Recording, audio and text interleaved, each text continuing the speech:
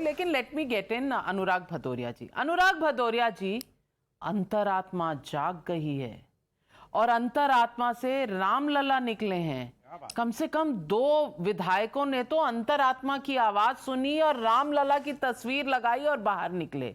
ये राम पर कोई रॉन्ग नंबर तो नहीं हो गया समाजवादी पार्टी का? क्या इसलिए 9 विधायक या 8 विधायक निकल गए? आजकल अंतरात्मा जगती नहीं है नाविका जी, बिकती है। मैंने पहले ही आज बोला था। और इनकी अंतरात्मा क्या है? जब लालच मन में आता है तब अंतरात्मा जग जाता है। जब कोई किसी को डराता है अंतरात्मा जग जाता है। जब कपट कोई कर जाता है तो अंतरात्मा जग जाता है। जब सत्ता की मलाई याद आती है तो अंतरात्मा जग जाता है। जब बुद्धि विवेक मर जाता है तो अंतरात्मा जग जाता है। जब खेला मन में आता है तब अंतरात्मा जग जाता है। जब इंसान की इंसानियत मर जाती है तब अंतरात्मा जग जाती है। जब जनता के विश्वास के साथ विश्वासघात याद आता है तब अंतरात्मा जग जाती है। भारतीय जनता पार्टी के साथ जो लोग आज हम 7 विधायक, इनकी अंतरात्मा उस समय नहीं जगी। क्या वजह थी जो आपकी अंतरात्मा नहीं जगी? जब यहाँ पे बेरोजगार आत्महत्या कर रहा था तब अंतरात्मा आपकी क्यों नहीं जगी? क्यों नहीं जगी? जब महिलाओं को घसीटा जा रहा था रोड पे तब आपकी अंतरात्मा क्यों नहीं जगी? जब किसान की मौत हुई, किसान धरने पे बैठा रहा, तब अंतरात्मा क्यों नहीं जगी? आपके इन्हीं के क्षेत्र के छात्र लगातार भटकते रहे रोजगार के लिए, पुलिस लाठी लेके इनके पीछे पड़ी रही, तब इनकी अंतरात्मा नहीं जगी। मणिपुर की बेटियों के साथ अन्याय हुआ, अंतरात्मा नहीं जगी। चंडीगढ़ में जिस तरह से लूट तंत्र हुआ, लूटा गया लोकतंत्र को, अंतरात्मा नहीं जगी। और जिस तरह से आपने इलेक्टोरल बॉन्ड पे जब सुप्रीम कोर्ट ने बैन लगाया तब भी इनकी अंतरात्मा नहीं जगी। राजस्थान में एक दलित मजदूर का बेटा आईआईटी पास करके अधिकारी बनता है और भ्रष्टाचार के डर से आत्महत्या कर लेता है, तब भी इनकी आत्मा नहीं जगती है। अंतरात्मा कैसी है भाई? ये भारतीय जनता पार्टी की अंतरात्मा, ये जो भारतीय जनता पार्टी ने आजकल नया अंतरात्मा के जो शब्द खोज के लाई है, कमाल की बात है। अभी पूजा पाल जी की बात कर रहे थे। पूजा भारतीय जनता पार्टी के शब्द नहीं है अंतरात्मा के, ये आपके विधायकों के शब्द हैं अनुराग भदौरिया जी। अब आपके कानों तक अपने विधायक के शब्द नहीं पहुंच रहे। और क्या दिन आ गए हैं, मुझे बुरा भी लग रहा है अनुराग भदौरिया जी, ऐसे दिन आ गए हैं कि अपने पार्टी के विधायकों के साथ बात करने के लिए आपको टाइम्स नाउ और न्यूज आवर पर उनके लिए कविता पढ़नी पड़ती है। कितनी बुरी बात है कि आपको अपने विधायकों के लिए कविता यहां आकर पढ़नी पड़ती है। आपका कॉल नहीं ले रहा कोई। अरे सुन तो लीजिए बुरी बात, अरे बुरी बात सुन लीजिए। कमाल की बुरी बात है।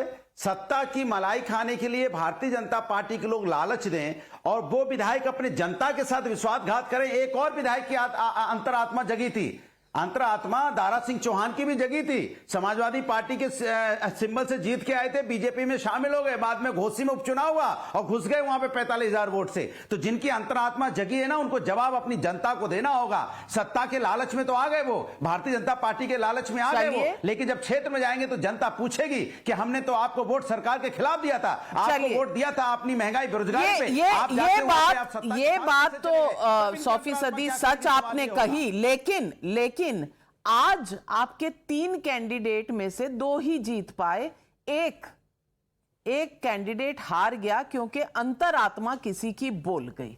अब शहजाद पूनावाला जी, इतनी बड़ी कविता लिखी है, जवाब दीजिए। अनुराग जी, संभवतः लाउड स्पीकर का आवाज इतना जोर से सुनते कि अंतरात्मा की आवाज कहां तक उनके कान में गूंजेगी। खासकर मनोज पांडे जो कहते हैं राम मंदिर का, राम का विरोध ना हो, तो लाउड स्पीकर का आवाज जो सुनने के आदी है। और अब देखिए अनुराग जी अधिकृत राष्ट्रीय प्रवक्ता है समाजवादी के, पर अपने विधायकों को क्या क्या बोले, लालची, डरा हुआ, कपटी, मलाई खाने वाला। कृपया करके टाइम्स नाउ फिर से अनुराग भदौरिया जी, अब मैं आपका फेडर डाउन करूंगी, पहले जवाब हो जाए, फिर आप काउंटर करिएगा, समय दूंगी। अनुराग भदौरिया, मैंने इतिहास में कभी नहीं देखा है, हर्षवर्धन जी बताए, कि एक राष्ट्रीय प्रवक्ता आकर अपने विधायकों को बिका हुआ, पैकेज लेकर बिक जाने वाले, अंतरात्मा से हीन होने वाले, ये कपटी है, ये डरे हुए हैं, रोज आकर अपने लोगों को गाली देना। मतलब ऐसे लोगों को टिकट काहे दिया था आपने? अनुराग जी पहले तो यह बताइए कि अगर ये कपटी थे, ये बिकने के लिए तैयार थे, पैकेज आने पर बिक जाते, तो बताइए कि इनको टिकट काहे दिया था। और प्रजापति जी बिकी हुई है, मौर्य जी बिके हुए हैं। और बताइए कि पूजा पाल के बारे में आप ये कह रहे हैं कि उन्होंने पैसों के लिए अंतरात्मा की आवाज को नहीं सुना और बिक गए, ये आपका आरोप है इन नेताओं पर। तो बोल दीजिए, अनुराग भदौरिया पूजा पाल के विषय में बोल रहे हैं, उत्तर प्रदेश की जनता सुन ले। पूजा पाल जो राजू पाल की धर्मपत्नी है, उनके बारे में अनुराग भदौरिया ये बोल रहे हैं, इसीलिए आपका हाल है। और आखिरी में ऐसा है, बेरोजगारी के विषय पर आपकी ज्यादा चर्चा है, महिलाओं के विषय में संदेश खाली पर कितने ट्वीट किए अखिलेश जी ने, जरा एक बार बता दीजिए। वहां पर अनुराग भदौरिया जी 30 सेकंड जवाब दीजिए। देखिए, जहां श्रीमती पूजा पाल जी की बात है, पूजा पाल को समाज में सम्मान के साथ जीने का अधिकार किसी ने दिया? समाजवादी ने दिया। समाजवादी ने टिकट दी, भारतीय जनता पार्टी ने टिकट नहीं दी थी, डिनाई कर दी थी। समाजवादी ने टिकट दी, उनको सांसद, उनको सदस्य बनाया विधानसभा का। यह समाजवादी सवाल है। आज जिस प्रजापति को सुबह से लेकर शाम तक आप गाली देते नहीं थकते हो, आज आदरणीय हो गए।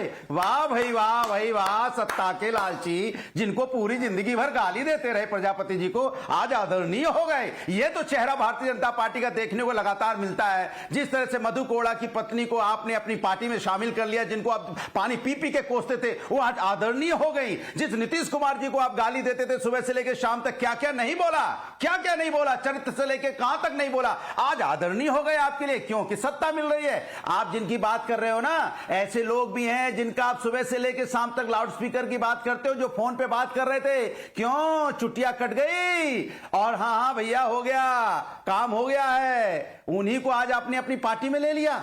यही आपकी नैतिकता है। मतलब आपको सत्ता चाहिए, किसी कीमत पे चाहिए। कोई अपराधी भी आ जाए कोई दिक्कत नहीं, कोई भ्रष्टाचारी आ जाए कोई दिक्कत नहीं, कोई परवादीवादी आ जाए कोई दिक्कत नहीं, हमें तो सत्ता चाहिए। मुझे सत्ता की भूख है, मैं सब भूल जाता हूं। सारे